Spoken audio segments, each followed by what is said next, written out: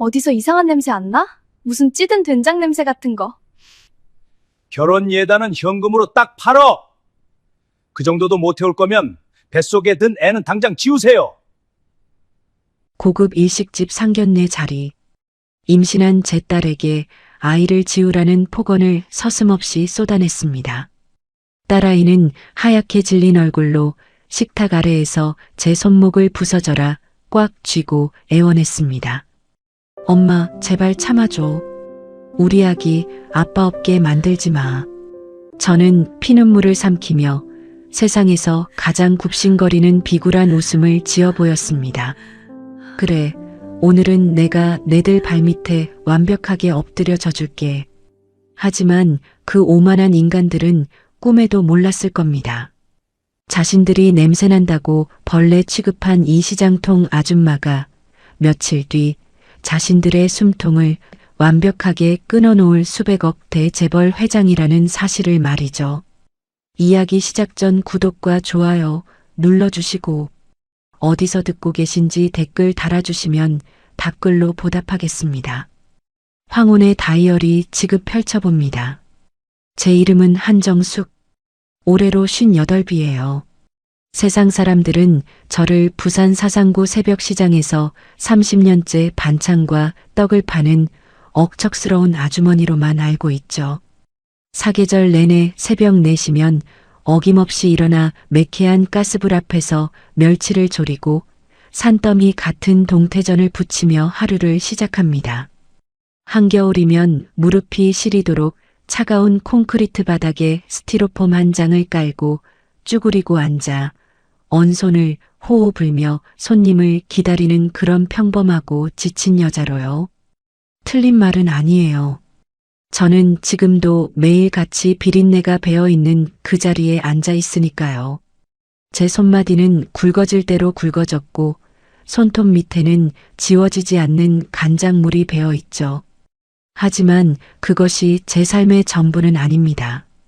제가 숨기고 있는 거대한 진실은 1991년으로 거슬러 올라가야 비로소 형태를 갖춥니다.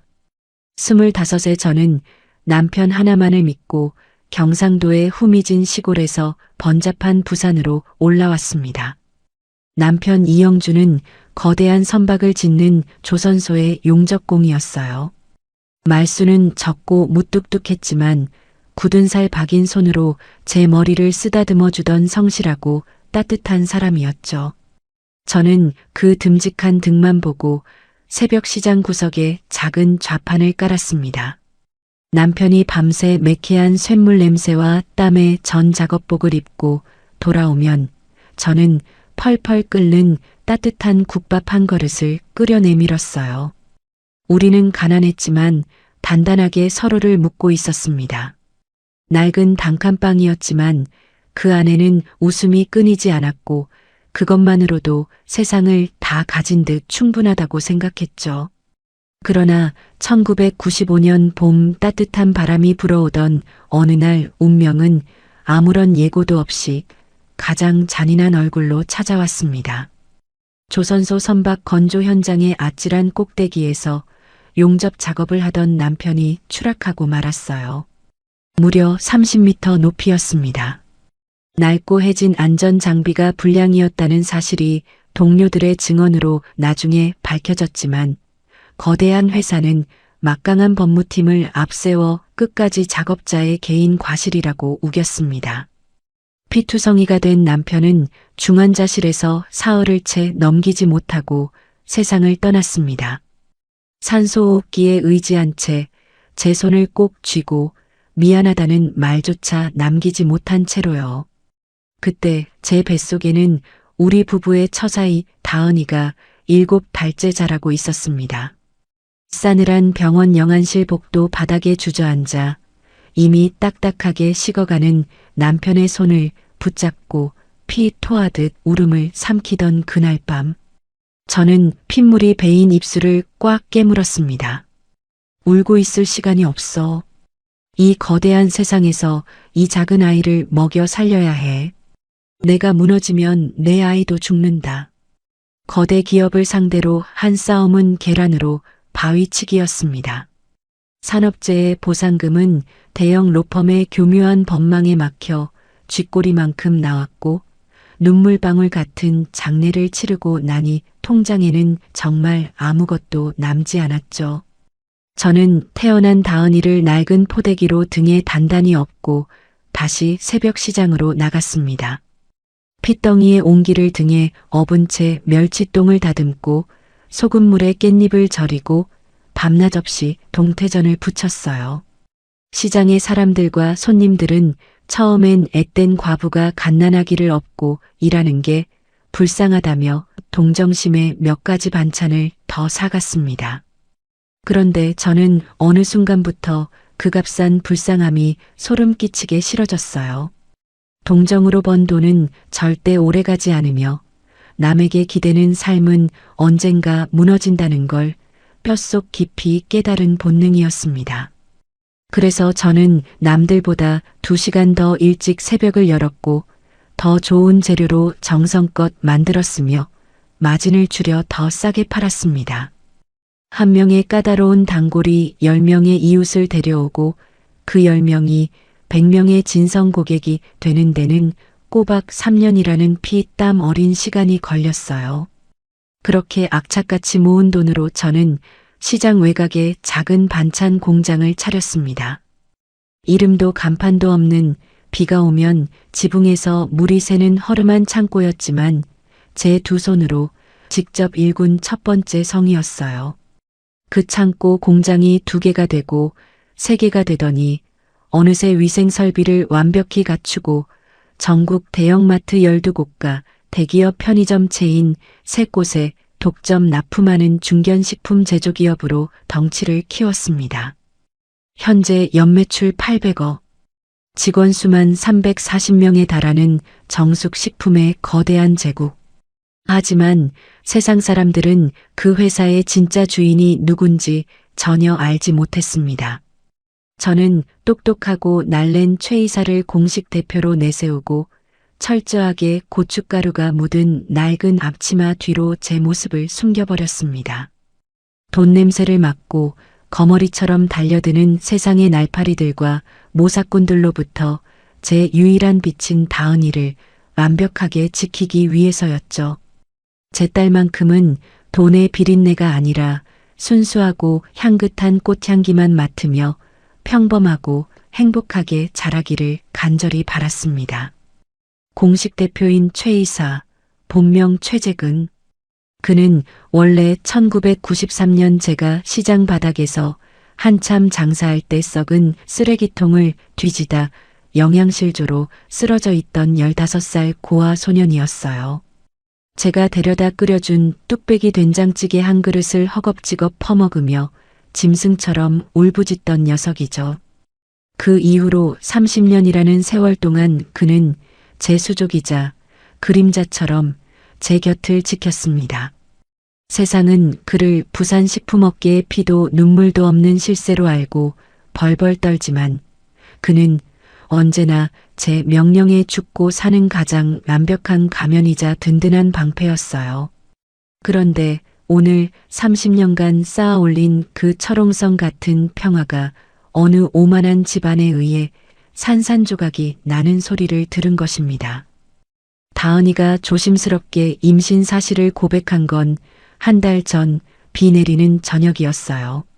녀석은 퇴근 후 빗방울이 맺힌 우산을 들고 제 가게로 찾아와 한참을 문 앞에서 서성이다가 무거운 걸음으로 들어왔습니다. 평소 구김살 없이 씩씩하게 웃던 녀석의 얼굴이 그날따라 백지장처럼 하얗게 질려 있었어요.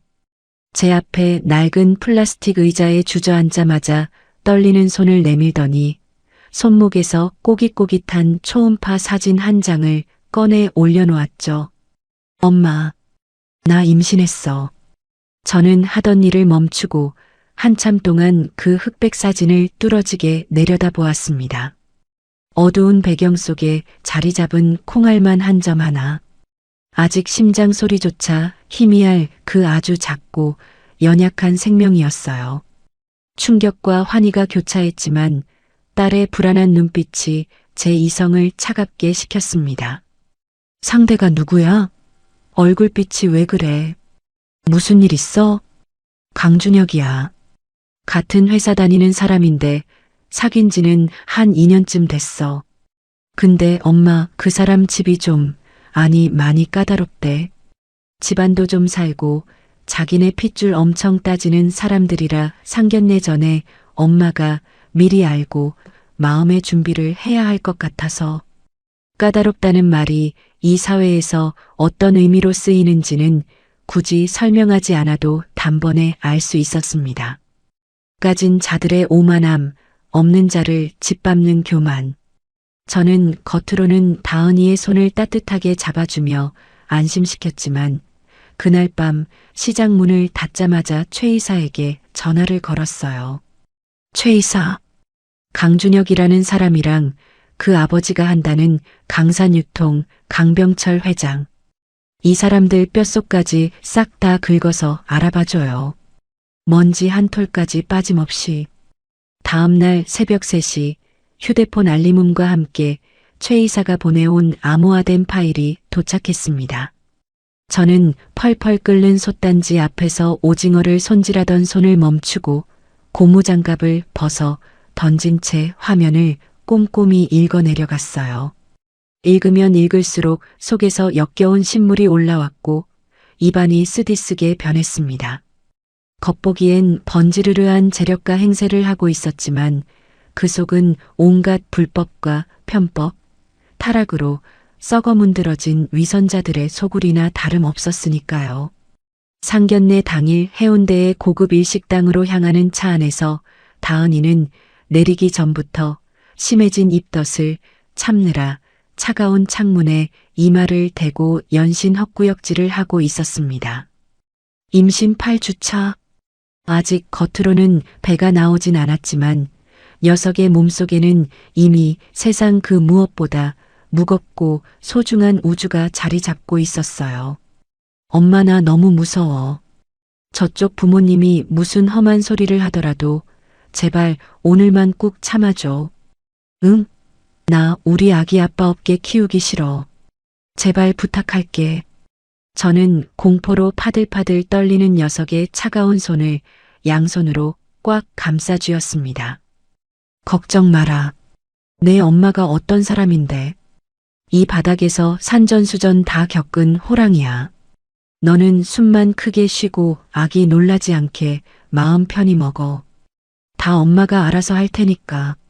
종업원의 안내를 받아 화려한 난초가 그려진 룸으로 들어섰을 때 강병철 일가는 이미 자기들끼리 고급 자켓을 곁들여 식사를 시작하고 있었어요. 예의라고는 찾아볼 수 없게 임산부와 안사돈이 들어서는데도 엉덩이를 들고 반기는 사람이 단 한 명도 없었습니다.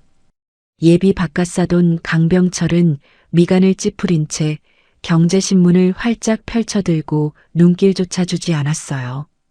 예비 안사돈 윤미라는 두꺼운 화장을 한 입가에 묻은 간장을 실크 냅킨으로 톡톡 두드리며 위아래로 저의 수수한 옷차림을 훑어내렸죠. 그 노골적인 경멸의 시선이 제 피부를 찌르는 듯 했습니다. 어머, 이제 오셨어요?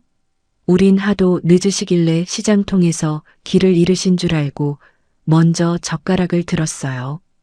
홀몸도 아닌 애를 데리고 오신다면서 시간 개념이 참 좀 서두르시지 그러셨어요.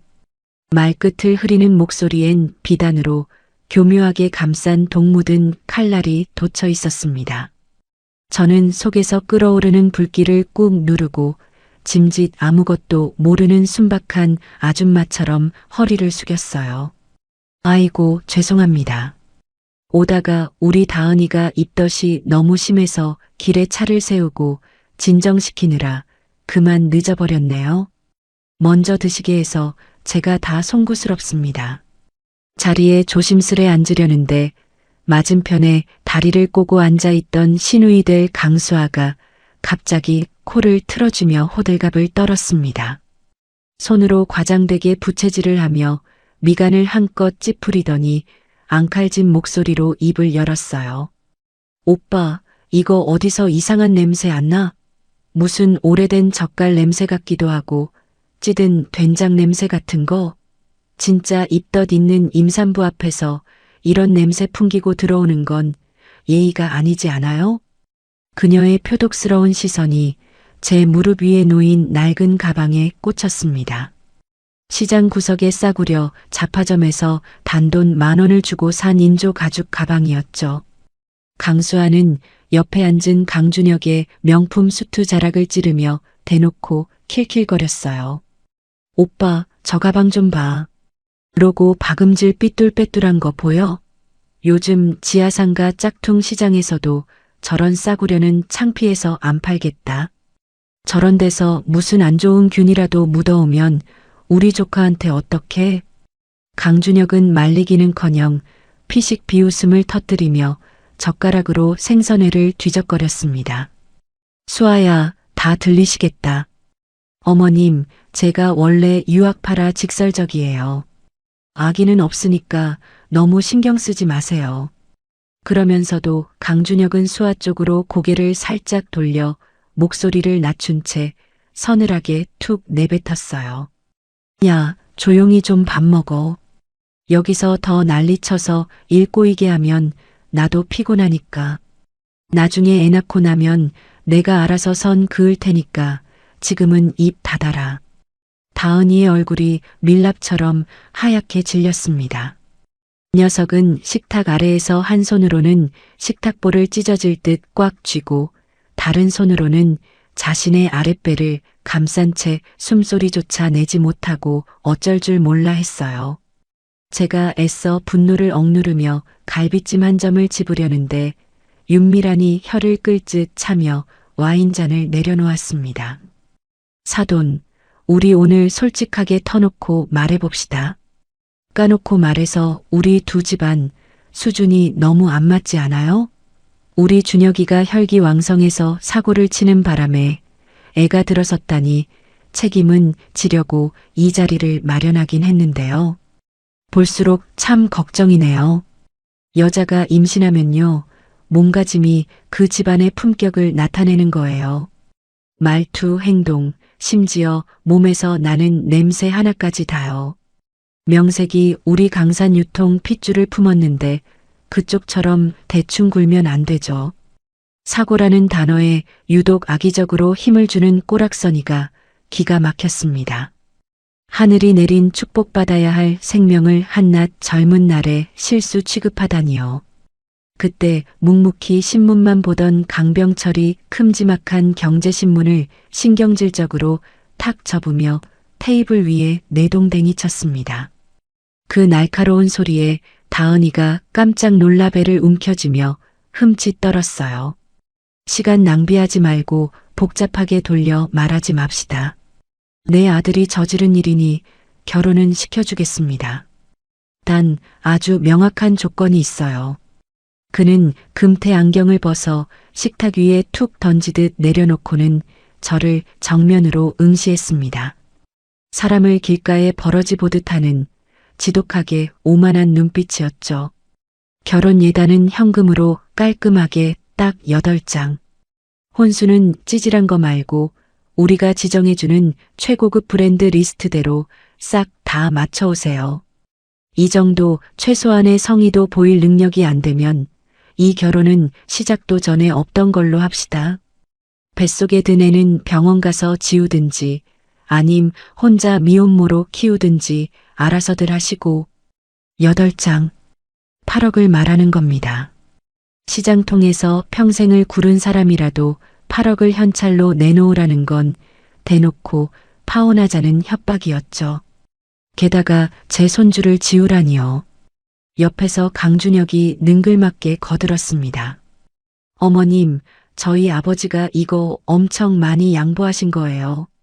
제가 다은이 사랑해서 집안 반대 다 무릅쓰고 겨우 막아낸 겁니다.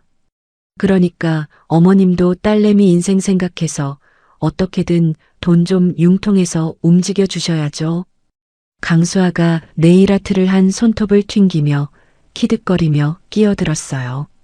솔직히 8억도 버거워서 쩔쩔맬 형편이면 나중에 애 낳아서 그 비싼 영어 유치원이나 키즈카페 보낼 자신은 있어요? 기저귀가 분유값도 없어서 쩔쩔매면 어떡할 건데요? 그냥 지금이라도 지우는 게 제 인생에도 나을 텐데. 머리끝까지 피가 거꾸로 솟구쳤습니다. 의자를 박차고 몸을 일으켜 저 교만한 입들을 당장 다물게 하려는 찰나였습니다. 식탁 밑으로 차갑고 파르르 떨리는 손 하나가 쑥 들어왔어요. 다은이었습니다. 딸아이는 제 굵은 손목을 부서져라 꽉 잡고 나머지 한 손으로는 자신의 아랫배를 필사적으로 감싸 안고 있었죠. 엄마, 제발이요. 나 참을 수 있어. 우리 아기 아빠 없는 불쌍한 애로 만들지 마. 내가 다 견딜게. 입 밖으로 나오지 않은 딸의 처절한 눈빛이 제 가슴에 피눈물을 흘리며 비명을 지르고 있었습니다. 저는 반쯤 일으켰던 몸을 억지로 짓누르며 결국 다시 엉덩이를 붙이고 앉았습니다. 그리고 생전 처음 가장 비참하고 비굴한 목소리를 밑바닥에서부터 쥐어짜냈어요.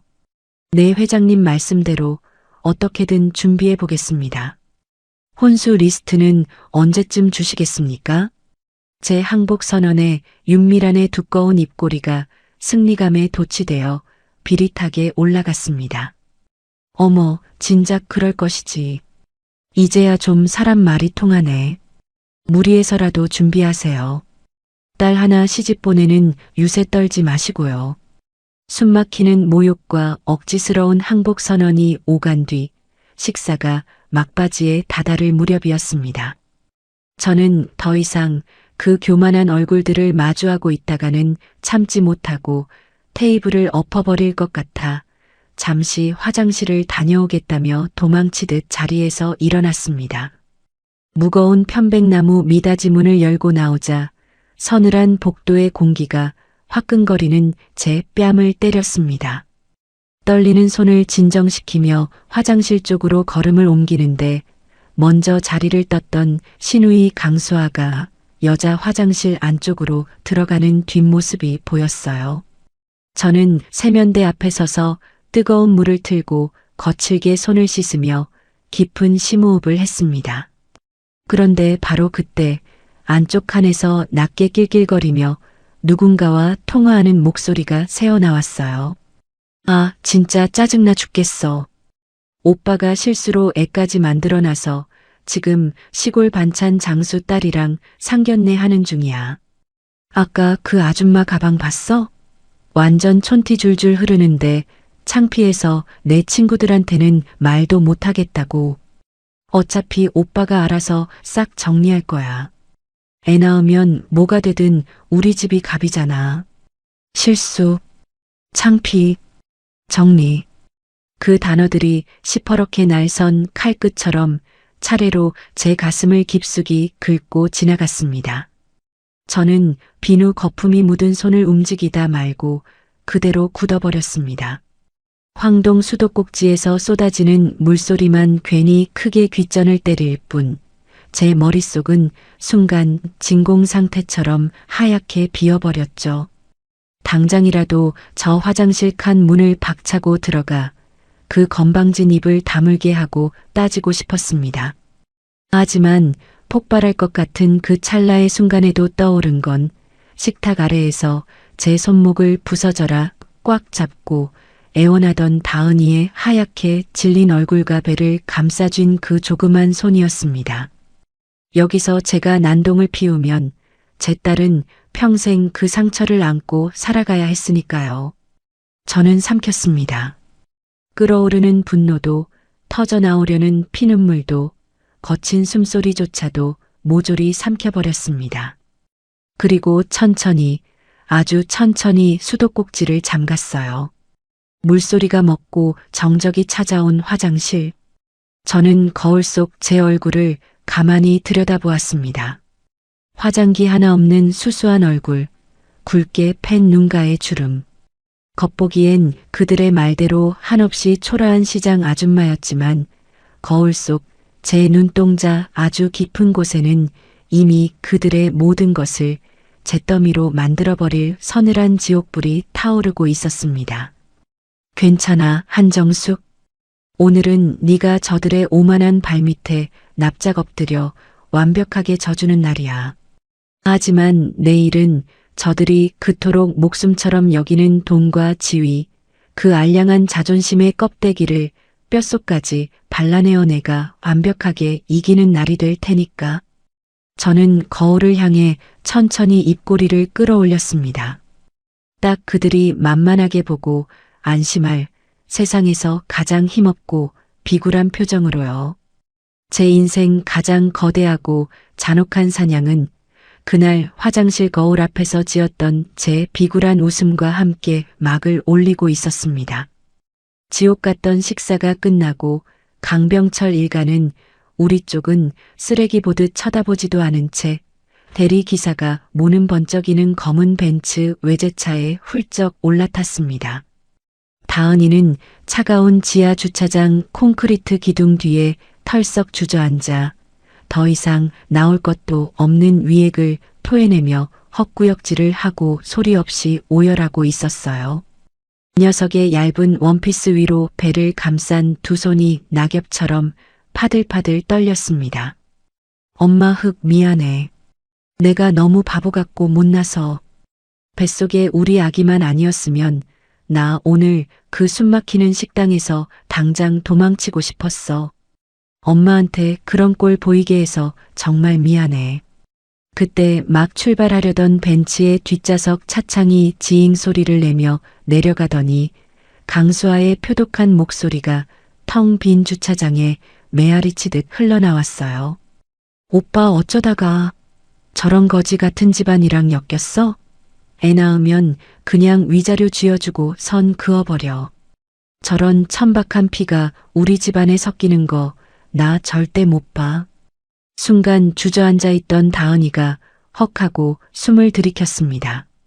배를 감싼 손이 격렬하게 떨렸고 참았던 눈물이 뺨을 타고 빗물처럼 뚝뚝 떨어졌죠.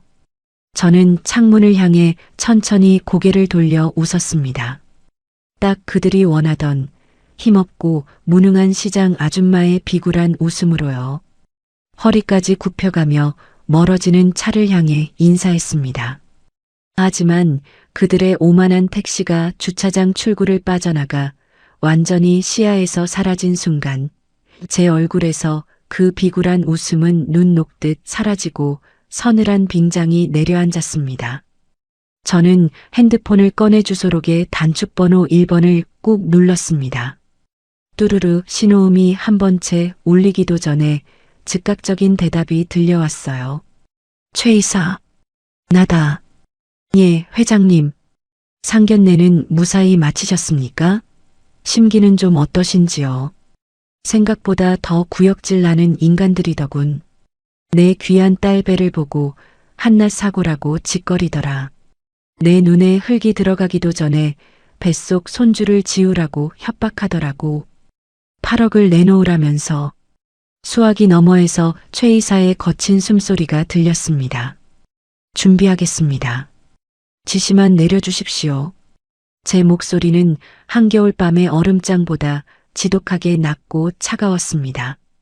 30년 전 죽은 남편의 피 묻은 적삼을 안고 맨손으로 새벽 시장의 무자비한 바닥을 버텨내며 휘둘렀던 그 서슬퍼런 생존의 도끼가 제 심장 깊은 곳에서 다시금 무섭게 꿈틀거리고 있었어요. 쓸어버려. 뼈도 못 추리게. 다음 날 아침 최 이사의 비밀 사무실은 부산 센텀시티의 심장부 햇빛을 튕겨내는 번쩍이는 유리 외벽의 최고급 빌딩 17층에 위치해 있었습니다. 엘리베이터 문이 부드럽게 열리자 최고급 대리석으로 깔린 바닥이 제 시장통의 낡은 운동화 밑창과 마찰하며 삐그덕 이질적인 소리를 냈습니다. 명품 유니폼을 입은 안내데스크 여직원이 제 허름한 앞치마 행색을 보고 화들짝 놀라 제지하려 달려 나왔으나 뒤따라 나온 최 이사의 날카로운 눈짓 한 번에 황급히 꼬리를 내리고 90도로 고개를 숙였죠. 저는 1천만 원을 호가하는 이탈리아산 천연 가죽 소파에 털썩 주저앉으며 탁자 위에 놓인 차가운 탄산수를 단숨에 목구멍으로 들이켰습니다. 얼음장 같은 물이 타들어가는 식도를 타고 내려가자 밤새 명치 끝에서 끓고 있던 시뻘건 분노가 아주 조금, 아주 미세하게 가라앉는 듯 했어요. 최 이사, 시간 끌 것 없어. 준비한 브리핑 자료 스크린에 띄워봐요. 제 말이 떨어지기 무섭게 최 이사가 리모컨 버튼을 눌렀습니다. 한쪽 벽면을 가득 채운 대형 스크린에 복잡한 재무 도표와 붉은색 마이너스 숫자들, 그리고 꼴도 보기 싫은 강병철 일가 얼굴 사진이 파노라마처럼 펼쳐졌어요. 강산유통.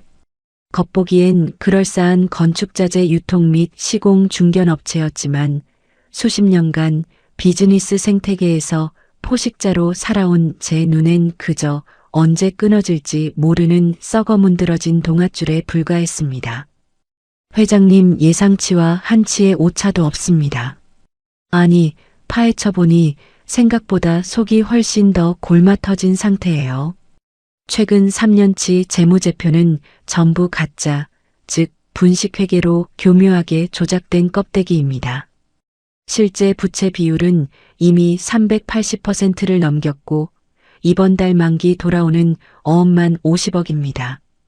외부 충격 한 번이면 언제 펑하고 터져버려도 이상하지 않을 시한폭탄 그 자체죠. 그래서 어제 상견례 자리에서 나한테 그토록 8억을 부르짖으며 큰 소리를 친 거군요.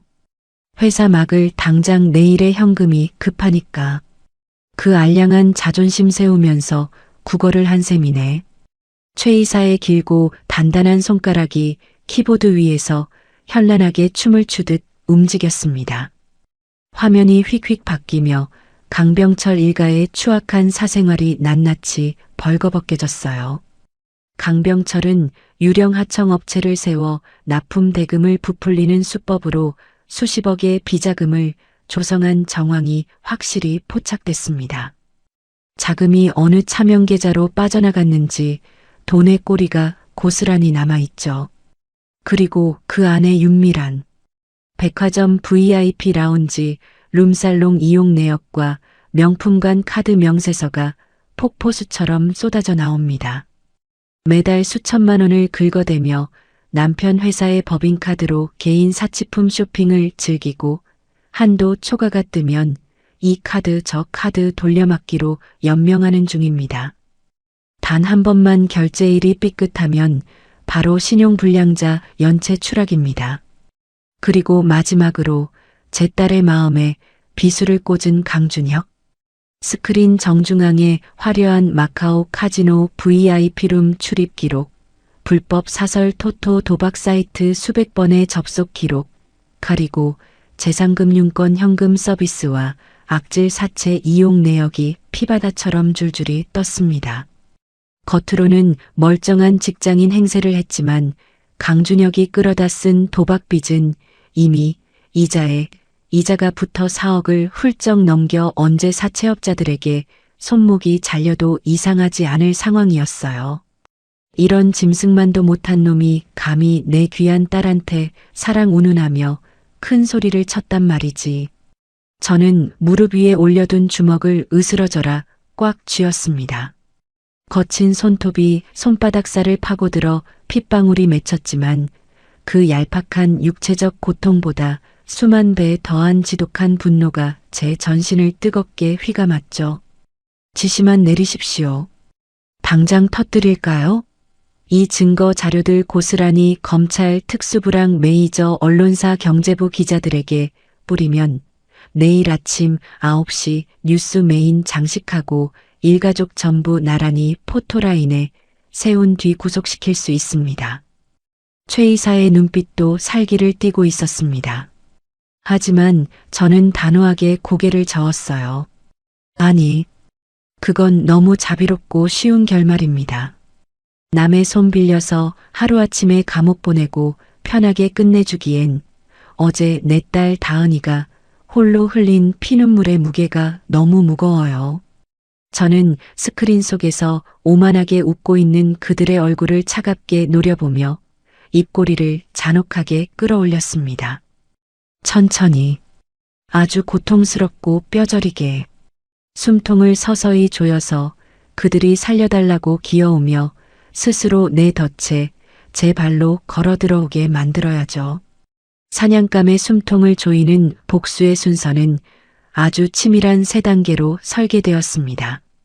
첫째, 산소 공급줄인 유통망을 완벽히 봉쇄한다. 제가 30년간 일군 정숙식품그룹은 겉으로 드러나지 않았을 뿐 강산유통이 자재를 납품하는 대형 건설사 여럿과 이미 수십 년간 끈끈한 VVIP 거래 관계를 맺고 있었습니다. 최 이사를 통해 해당 건설사 구매팀장들에게 조용히 하지만 거역할 수 없는 무언의 신호를 보냈어요. 대놓고 강산 유통과 거래를 끊으라는 무식한 방법이 아니었습니다. 자재 단가 인하 압박, 꼬투리 잡기 식의 품질 이슈 제기, 납기일 지연 클레임 폭탄, 철저하게 시장 논리에 따른 자연스러운 비즈니스 문제처럼 보이도록 교묘하게 판을 짰죠. 강산유통 강병철 입장에서는 왜 갑자기 멀쩡하던 거래처들이 하나둘 등을 돌리고 결제를 미루는지 그 근본적인 원인조차 파악할 수 없는 지옥의 늪이었습니다. 둘째, 치명적인 세무감사의 칼날을 유도한다. 강병철의 악질적인 비자금 조성 횡령 정황과 강준혁의 불법 도박 자금 흐름이 담긴 핵심 자료를 국세청 조사국 공익제보 채널에 완벽한 익명으로 업로드했습니다. 제보 IP와 경로는 최 이사가 아닌 해외에 있는 제3의 대포 서버 루트를 통해 수차례 세탁하여 처리했어요.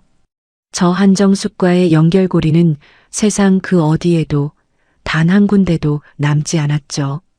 셋째, 가장 치명적인 미끼, 덫을 놓는다.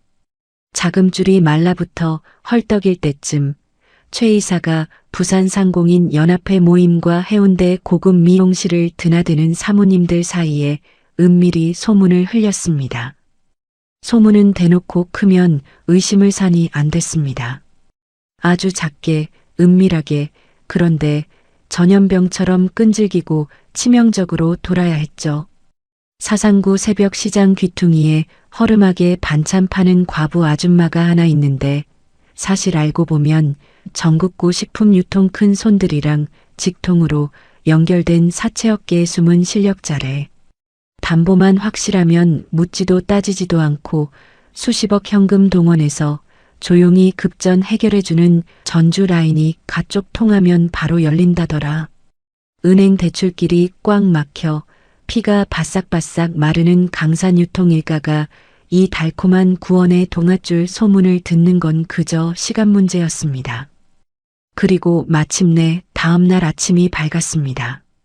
저는 평소와 다름없이 시장 통각의 구석 낡은 플라스틱 의자에 앉아 종이컵에 싸구려 믹스커피 2봉지를 털어넣고 휘휘 저었어요. 뜨거운 김이 모락모락 피어오르는 그 달달한 믹스커피 한 모금이 오늘따라 유난히 더 달콤하고 고소하게 식도를 타고 넘어갔습니다. 바로 그 시각 센텀시티 강산유통 회장실의 전화통은 지옥의 종소리처럼 불이 나게 울려대기 시작했어요. 강산유통 강 회장님이시죠? 여기 S캐피탈입니다. 이번 달 어음 결제 펑크 나셨네요. 오늘 오후 4시까지 입금 안 되시면 즉시 법인 통장이랑 자산가압류 들어갑니다. 아, 회장님. 저희 어자재 납품 업체입니다. 3달째 대금 입금이 안 돼서 저희도 더는 못 버팁니다. 오늘부로 현장 자재 공급 전면 중단합니다. 지금 올라가고 있는 덤프트럭 싹 다 돌리세요. 강병철은 식은땀을 비오듯 쏟으며 수화기를 들었다 놓았다를 미친 듯이 반복했습니다. 비싼 실크 넥타이를 거칠게 뜯어내듯 풀어헤치며 핏대가 선 목으로 고래고래 소리를 질렀죠. 이게 도대체 무슨 일이야? 왜 하루아침에 거래처들이 다 약속이나 한 듯이 들고 일어나는 건데? 누구야? 도대체 뒤에서 누가 나한테 장난질 치는 거야? 그들은 상상조차 하지 못했습니다. 자신들의 목을 조르는 그 모든 거대한 재앙의 배후에 바로 어제 상견례 자리에서 벌레만도 못하게 취급하며 짓밟았던 낡은 가방의 반찬 가게 아줌마가 믹사 커피를 여유롭게 홀짝이며 빙그레 웃고 있다는 사실을요. 피 말리는 일주일이 지났습니다. 비상장사지만 장외에서 거래되던 강산 유통의 주식은 연일 휴지 조각처럼 하한가를 향해 곤두박질 치고 있었어요. 핵심 거래처들이 줄줄이 계약 파기를 통보하며 등을 돌렸고 자재를 납품받아 아파트를 올리던 주요 시공 현장은 자재 대금이 끊겨 거대한 타워 크레인이 흉물스럽게 멈춰 선지 벌써 사흘째였습니다. 엎친 데 덮친 격으로 제1금융권 은행들의 대출 연장 심사는 올스톱으로 막혔고 초기 자본을 댔던 사모펀드 투자사에서는 재무 건전성 악화 및 계약 위반을 이유로 투자금 전액 조기 회수를 내용 증명으로 통보해 왔죠. 그렇게 그들의 목통이 서서히 말라가던 그날 저녁 가게 문을 닫으려는데 다은이에게서 울먹이는 전화가 걸려왔습니다. 엄마 엄마. 다은아? 왜 그래? 무슨 일이야? 목소리가 왜 이래? 준혁 씨가 오늘 8주차 정기검진 산부인과 같이 가기로 약속했었잖아. 근데 병원 앞에서 1시간을 기다려도 안 와서 전화를 했더니 갑자기 다짜고짜 짜증을 내면서 안 나온대. 회사가 지금 당장 부도나게 생겨서 숨 넘어가는데 고작 뱃속에 아직 보이지도 않는 핏덩이 병원 가는 게 지금 뭐가 대수냐고 소리를 질러. 나보고 지금 상황에 눈치 없이 징징거린다고 재수 없다고 끊어버렸어. 제 손에 들려있던 장부 정리용 모나미 볼펜이 뚝 하는 소리와 함께 두 동강으로 부러졌습니다. 가진 것 없는 형편의 임신한 여자를 그것도 자기 친자식을 품고 있는 아내 될 사람을 병원에 덩그러니 혼자 버려두고 막말을 내뱉다니요.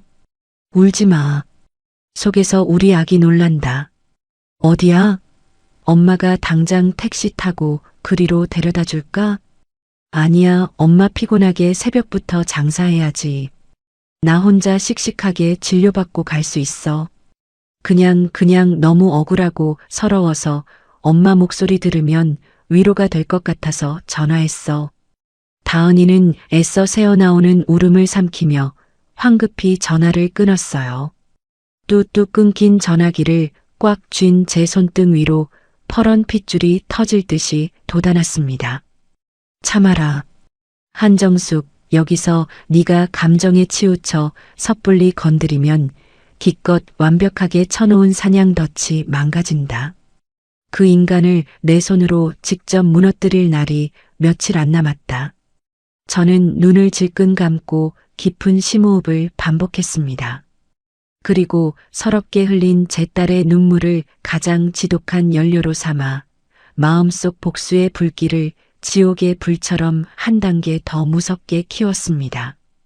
그날 밤 아무도 없는 텅 빈 어두운 시장통에 홀로 남아 저는 오래도록 먹먹한 밤하늘에 달을 올려다보았어요. 형준 씨, 여보, 내가 지금 잘하고 있는 거 맞지? 당신이 목숨 바쳐 남겨준 우리 다은이, 내가 늑대들이 우글거리는 이 세상에서 무슨 짓을 해서든 잘 지킬 수 있겠지? 그때 어디선가 스산한 바람이 불어왔습니다. 비린내 나는 짠내 섞인 새벽 시장의 바람이었지만 그날따라 제 뺨을 어루만지는 그 바람결이 유난히도 남편의 손길처럼 따뜻하게 느껴졌죠. 그날 밤 부도 위기에 처한 강산 유통 꼭대기 회장실의 불빛은 밤새도록 꺼지지 않고 있었습니다. 도청기를 통해 넘어오는 음성은 처절하다 못해 초라했어요. 강병철과 강준혁 부자는 넥타이를 풀어 헤친 채 헝클어진 머리를 쥐어뜯으며 서류 뭉치만 나딘구는 텅 빈 감고 앞 소파에 널브러져 있었습니다. 아버지, 진짜 다른 데서 끌어올 방법이 아예 없어요? 내일 오전까지 30억 못 막으면 진짜 최종 부도 처리해요. 내가 아는 인맥들 다 전화 돌려봤다. 평소엔간 쓸개 다 빼줄 것처럼 굴던 작자들이 회사 어렵다니까 싹 다 전화기 꺼놓고 잠수 탔어. 당장 사채시장 명동 전주들한테라도 무릎 꿇고 빌었어야 할 판이다. 그때 소파에 누워 천장을 보며 절망하던 강준혁이 번뜩이는 뱀 같은 눈을 빛내며 몸을 일으켰습니다. 잠깐만요. 아버지, 다은이 엄마 있잖아요. 그 촌스러운 반찬 가게 아줌마. 그 냄새나는 늙은이가 지금 이 상황에 무슨 소용이야. 아니, 들어보세요. 어제 수아가 미용실 사모님들한테 들은 정보가 있는데요. 그 아줌마가 사실 시장 바닥에서 구르면서 일수랑 사채 쪽에 발이 엄청 넓대요. 겉으론 구질구질하게 살아도 뒤에 빵빵한 명동 전주들이랑 직통으로 연결되어 있어서 현금 수십억 융통하는 건 전화 한 통이면 끝내준다고 소문이 파다하더라고요. 강병철이 콧방귀를 뀌었습니다. 정신 나간 소리. 그 무식하고 천박한 젓갈 냄새나는 여자가 얼마나 대단한 줄이 있다고 30억을 끌어와. 근데 아버지, 어차피 우리 곧 가족들 사이잖아요. 다은이 뱃속에 우리 집 핏줄도 들어있는데 우리가 그 핏줄 좀 내세워서 사돈이라는 명분으로 그 아줌마 인맥 좀 이용해 먹고 수수료 던져주면 어때요? 아쉬운 건 그쪽이잖아요. 결혼 허락받으려면. 스피커 너머로 들려오는 놈들의 대화는 징그러울 정도로 제 예상 경로를 단 한치의 오차도 없이 벗어나지 않고 착착 굴러가고 있었습니다. 저는 불 꺼진 방 어둠 속에서 책상 위에 놓인 다은이의 흑백 초음파 사진을 조심스레 가슴에 얹으며 아주 서늘하게 웃었습니다. 그래, 오만하고 멍청한 것들. 어서 오너라. 너희들을 환영할 지옥문은 아주 활짝, 기름칠까지 완벽하게 된 채 열려 있으니까. 이틀 뒤 밤 11시 시장 셔터를 내리고 마감 정리를 하던 제 가게의 낡은 다이얼 전화기가 날카롭게 울려 퍼졌습니다. 따르릉. 발신자 표시에 뜬 번호와 이름. 예비 안사돈 윤미란. 저는 빗자루질을 멈추고 고요히 붉은 숫자가 깜빡이는 전화기를 내려다보았습니다.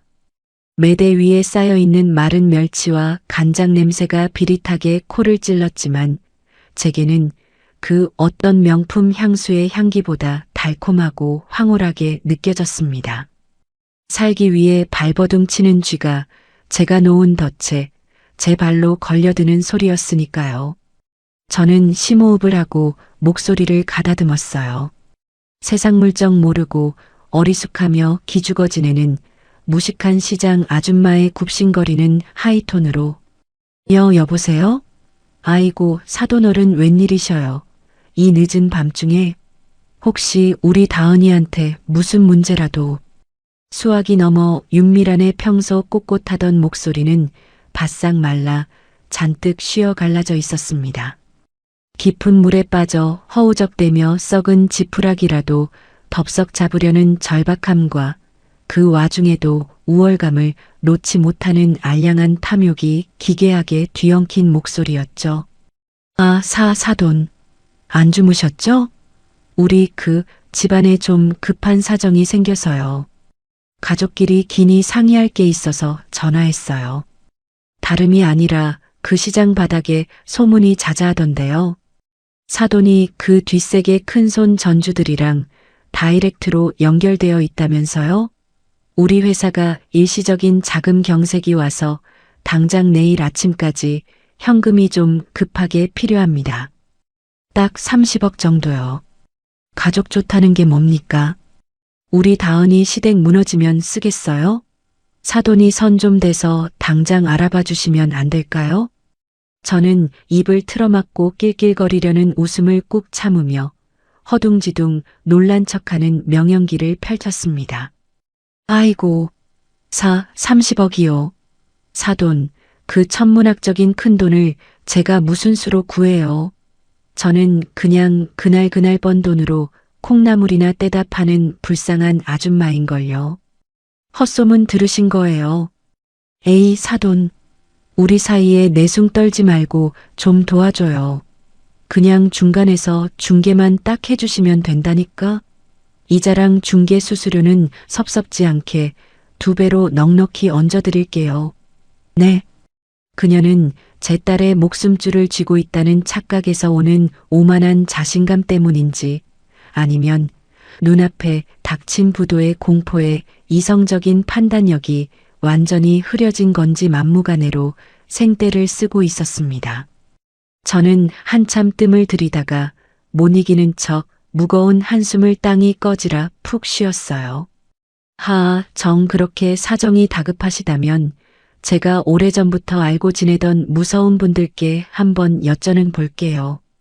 근데 사돈, 그분들이 뒷세계 사람들이라 담보 조건이 무지하게 세고 이자가 얄짤없어요. 한번 돈 빌리면 뼈까지 발라먹는다는 분들인데 진짜 괜찮으시겠어요? 조건이 뭐든 상관없어요. 담보 달라는 대로 다 준다 그래요. 당장 내일 아침 동트기 전까지 우리 법인 통장에 30억 입금만 꽂히면 됩니다. 완벽하게 걸려들었습니다. 알겠습니다. 그럼 제가 수금 담당하는 최 이사라는 분을 당장 그쪽으로 보낼 테니 그분하고 직접 계약서 쓰시고 말씀 나누세요. 저는 빠질 테니까요. 딸깍. 전화를 끊자마자 저는 어둠 속에서 빙장처럼 식은 눈으로 최 이사에게 문자 신호를 보냈어요. 출동해. 계약서는 예비했던 그것으로. 최 이사는 한치의 구김도 없는 말끔한 검은색 명품 정장 차림으로 검은 가죽 서류 가방을 챙겨 들고 밤거리를 나섰습니다. 그 묵직한 가방 안에는 강병철 일가를 회복 불능의 나락으로 떨어뜨릴 지독한 특수 계약서가 들어 있었죠. 새벽 1시 강산유통 회장실. 저는 제 사무실 모니터 앞에 앉아 최 이사 넥타이핀에 은밀하게 달린 초소형 몰래카메라 녹화 장치를 통해 긴박한 그 현장을 실시간으로 지켜보았습니다. 시간 없으니 조건은 아주 심플하게 갑니다. 요구하신 30억, 도장 찍는 즉시 5분 내로 싸드려요. 단 현재 거주하시는 해운대 100억짜리 자택과 강산유통 보유 지분 전량 100%를 저희 쪽에 담보로 제공하셔야 확실하게 진행됩니다. 최 이사의 감정 한 톨 섞이지 않은 건조하고 기계적인 목소리에 강병철이 핏대를 세우며 발끈했습니다. 뭐라고요? 아니, 고작 30억 단기 융통하는데 알짜배기 우리 집이랑 회사 지분 전부를 다 내놓으라고요? 당신들 명동 전주 맞긴 해? 사람 다급하다고 우릴 완전 호구로 봅니까? 최 이사는 눈썹 하나 까딱하지 않고 차갑게 서류를 가방에 주섬주섬 다시 챙겨 넣는 신용을 했습니다. 불만이시면 도장 안 찍고 관두셔도 됩니다. 저희는 어차피 아쉬울 것 없고 늘 목숨줄이 급한 쪽만 상대하니까요. 어차피 회장님 시중은행 대출 이미 막혀서 위기 직전이시잖습니까? 당장 오늘 아침 9시에 어음 못 막으시면 부도인데 집이랑 지분이 무슨 소용입니까? 어차피 휴지 조각 될 거 저희가 그나마 값 쳐드릴 때 넘기시죠. 가보겠습니다. 가장 뼈아픈 전곡을 찔린 강병철의 얼굴이 수치심과 공포로 불그락푸르락해졌습니다. 그때 초조하게 옆에 서 있던 아내 윤미란이 다급하게 남편의 팔뚝을 꼬집듯 찔렀어요. 여보 앉아요. 자존심 세우고 따질 때가 아니잖아요. 일단 부도는 막아야지. 일주일만 어디서 돈 돌려막고 이자 쳐서 원금 갚으면 담보 다시 돌아오는 거잖아요. 사돈 아줌마가 중간에 껴서 소개한 건데 지딸 시집올 집안을 설마 떼먹거나 골탕 먹이겠어요? 괜히가 바보예요? 아버지 옆에 서 있던 강준혁도 비겁하게 거들었습니다. 맞아요, 아버지. 지금 자존심이고 뭐고 회사가 먼저예요. 우선 30억 받아서 급한 불부터 다 끄고 다음 주에 어떻게든 대금 들어오면 상환합시다. 빨리 도장 찍으세요. 그들의 근거 없는 오만함. 가족이라는 거룩한 울타리를 자기들 편하고 불리할 때만 입맛대로 갖다 붙이는 그 뻔뻔함이 결국 파멸을 부르는 무덤을 스스로 깊게 팠죠. 강병철은 파들파들 떨리는 주름진 손으로 품속에서 인감도장을 꺼냈습니다. 쿵! 새빨간 인주를 듬뿍 묻힌 도장이 두꺼운 계약서 하단 서명란 위를 지시기듯 꾹 눌렀어요. 그 둔탁한 소리가 스피커를 타고 넘어올 때 제게는 단두대의 무거운 칼날이 목을 향해 떨어지는 소리처럼 들렸습니다. 동시에 제 굳은 입가에는 서늘한 미소가 번졌죠. 그들이 너무 다급한 나머지 제대로 읽어보지도 않고 휙휙 넘겨버린 특약조항, 제5조 사망. 채무자 본인 및 법인의 신용상태에 객관적으로 중대한 변동신용 등급 하락 등이 발생할 경우 채권자는 채무자의 상환 유예 기간을 무시하고 즉시 기한의 이익을 상실시키며 담보물 처분을 통한 전액 즉시 상환을 일방적으로 요구할 수 있다. 그 문서 구석에 박힌 깨알 같은 글씨가 바로 내일 아침 그들의 명줄을 끊어놓을 장치였습니다. 도장이 찍히자마자 약속대로 30억 원은 강산유통법인 통장으로 지체 없이 입금됐습니다. 돈이 꽂힌 것을 확인한 그들은 환호성을 지르며 밀린 급전 대출을 갚고 당장의 부도라는 급한 불을 껐죠. 이제 완벽하게 살았다고 생각한 그들은 서로를 부둥켜 안고 안도의 한숨을 내쉬었습니다. 하지만 그들이 간과한 치명적인 사실이 있었어요. 기존 은행 빚을 싹 다 갚음으로써 강산유통의 유일하고도 가장 강력한 제1채권자가 까다로운 은행에서 무자비한 사채업자 저한정숙으로 완전히 바뀌었다는 사실을 말입니다.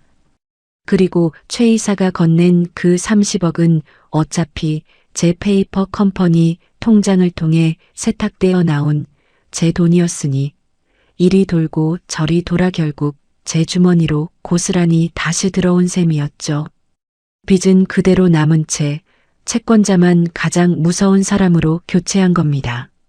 그리고 그들이 긴장을 풀고 잠든 바로 그 순간 제가 며칠 전 국세청 조사국에 투서했던 치명적인 세무감사 결과와 분식회계 혐의가 새벽녘 금융결제원에 통보되었고 강산유통의 법인 신용당급의 사형선고나 다름없는 치명타를 날렸습니다. 신용등급은 하루아침에 B등급에서 D등급, 즉 완벽한 투자 부적격 및 파산 경고 판정으로 곤두박질 쳤습니다. 계약서 5조가 발동될 수 있는 완벽한 집행 조건이 완성된 거죠. 다음 날 아침 10시 정각.